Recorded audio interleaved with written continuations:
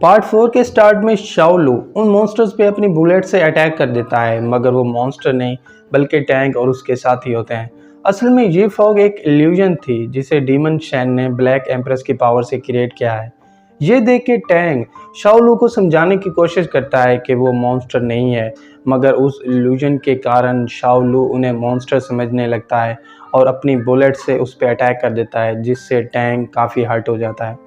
क्योंकि उन मॉन्स्टर्स के फाइट करने का अंदाज काफ़ी डिफरेंट था, इसलिए ये देख के लियान को शक हो जाता है। वो जंप करके दरख्तों के ऊपर चढ़ जाता है और नीचे की तरफ देखने लगता है, जिससे उसे यकीन हो जाता है कि ये मॉन्स्टर्स नहीं बल्कि इंसान हैं। ये सुन के शी फैंग ओशन स्पिरिट मूर्ति की पावर को यूज़ करने लगता है, जिससे गुआन काफ़ी हर्ट होने लगती है। उसे हर्ट होता देख के शाओ लू गुस्सा हो जाता है। वो शी फैंग और लियान को मॉन्स्टर समझ के उन पे अटैक कर देता है। टैंग उसे रोकने की कोशिश करता है, मगर उसका अटैक लियान को हिट कर जाता है, जिससे लियान भी काफ़ी हर्ट हो जाता है और ओशन स्पिरिट मूर्ति की पावर से डीमन शैन की इल्यूजन डिस्ट्रॉय हो जाती है। अब शाओलू को रियलाइज हो जाता है कि उसने मॉन्स्टर्स पे नहीं बल्कि अपने दोस्तों पे अटैक किया था और टैंग और कोई नहीं बल्कि उसका बड़ा भाई है। ये देख के शाओलू अपसेट हो जाता है और भाग के वहाँ से चला जाता है। इसी बीच लियान मिंग से पूछता है कि तुम हम सब से क्या छुपा रही हो। अगर तुमने हमें सब कुछ सच सच ना बताया तो इस जर्नी में हम तुम्हारी हेल्प नहीं करेंगे। ये सुन के मिंग रिवील करती है कि डीमन शैन ब्लैक एम्प्रेस की पावर के पीछे पड़ा हुआ है और वो पावर बचपन से गुआन की बॉडी के अंदर है। आज से 10 साल पहले जब ब्लैक एम्प्रेस की पावर उससे कंट्रोल नहीं हो रही थी, तो गुआन ने ब्लैक वाटर क्लैन के लोगों पे अटैक कर दिया था और उन्हें उस पावर से मारने वाली थी। तभी मैंने अपनी पावर से उसे कंट्रोल कर लिया था। इसके बाद वो बार बार कहती रही कि वो डीमन नहीं है, वो किसी को हर्ट नहीं करना चाहती, मगर वो पावर उसके कंट्रोल से कई गुना ज़्यादा थी। इसलिए गुआन को बचाने के लिए मैं उसे यिंग किंगडम के मास्टर लू के पास ले गई। उन्होंने अपनी पावर से उसे ठीक करने की कोशिश की और वो उसमें कामयाब भी हो गए, मगर फिर डीमन शैन ने गुआन की बॉडी पे कब्जा कर लिया और उसकी हालत पहले जैसी कर दी। ये सुन के टैंग मिंग को कहता है, अगर गुआन की पावर फिर से कंट्रोल से बाहर चली गई तो इसका फ़ायदा उठा के डीमन शैन यिंग किंगडम को डिस्ट्रॉय कर देगा, जिससे कई मासूम लोगों की जानें चली जाएंगी। इसलिए ऐसा होने से पहले तुम्हें गुआन की जान लेनी होगी। जिस पे मिंग कहती है कि मैं तुम्हारी तरह बहादुर नहीं हूँ जो अपने की जान ले लूँ। तुम खुद को योद्धा समझते हो, तो फिर ये बताओ, जब तुम अपनों की रक्षा नहीं कर सकते तो दूसरों की क्या करोगे। ये सुन के टैंग खामोश हो जाता है। इसके बाद शी फैंग मिंग को कहता है कि चाहे जो हो जाए मैं हमेशा तुम्हारा साथ दूंगा।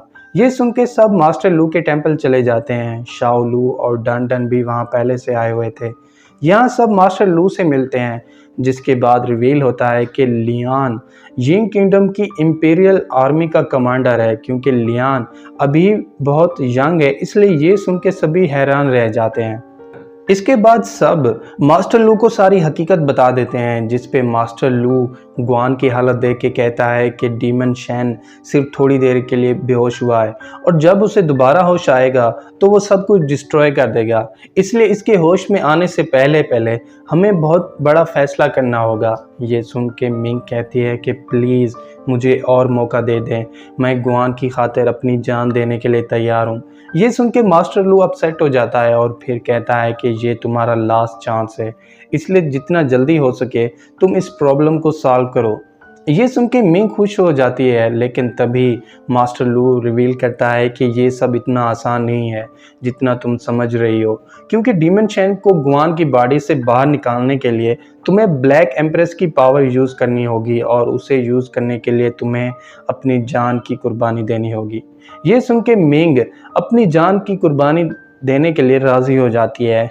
अब सब टेंपल के सेंटर में चले जाते हैं ताकि ब्लैक एम्प्रेस की पावर को यूज़ करके गुआन को ठीक कर सकें, लेकिन वहाँ बहुत सारे लोग आ जाते हैं। वो मिंग को रोकने की कोशिश करते हैं, मगर मिंग सबको ब्लैक एम्प्रेस की पावर दिखाती है, जिसे देख के सब डर जाते हैं और उससे दूर चले जाते हैं। अब मिंग और मास्टर लू गुआन को ठीक करने के लिए एक स्पेल को परफॉर्म करने लगते हैं, जिससे ब्लैक एम्प्रेस की पावर उन सब के सामने आ जाती है।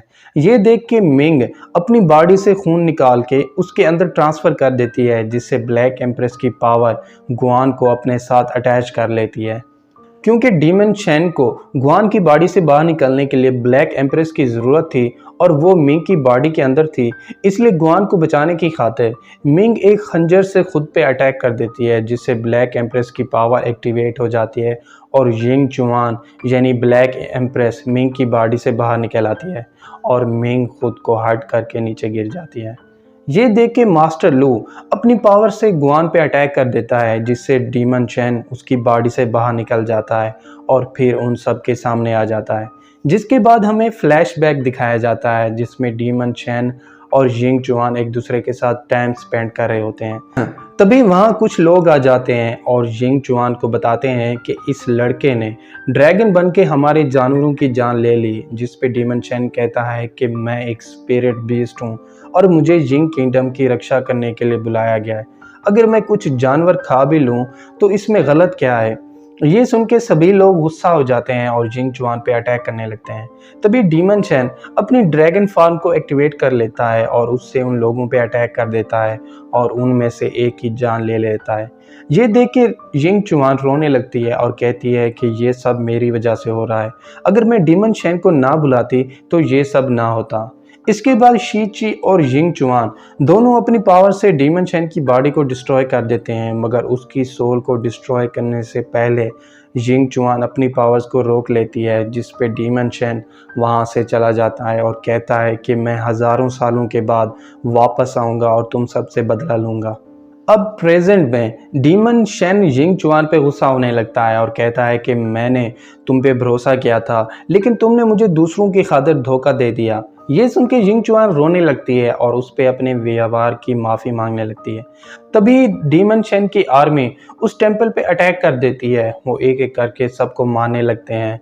इसी बीच ची टोंग अपनी पावर से टैंक पे अटैक कर देता है, जिस पे टैंक भी उसके साथ फाइट करने लगता है। ये देख के दोनों आर्मीज एक दूसरे के साथ फाइट करने लगती हैं। दोनों अपने पावरफुल मूव से एक दूसरे पे अटैक करने लगते हैं। क्योंकि मिंग ने गुआन को बचाने के लिए खुद को हर्ट कर दिया था, इसलिए ये देख के गुआन रोने लगती है, मगर मिंग कहती है कि मैं तुम्हारी बड़ी बहन हूँ और हर मोड़ पे तुम्हारा साथ दूंगी। इसी बीच डीमन शेन लियान के साथ फाइट करने लगता है। यिंग चुआन उसे रोकने की कोशिश करती है, मगर वो उसकी बात नहीं मानता।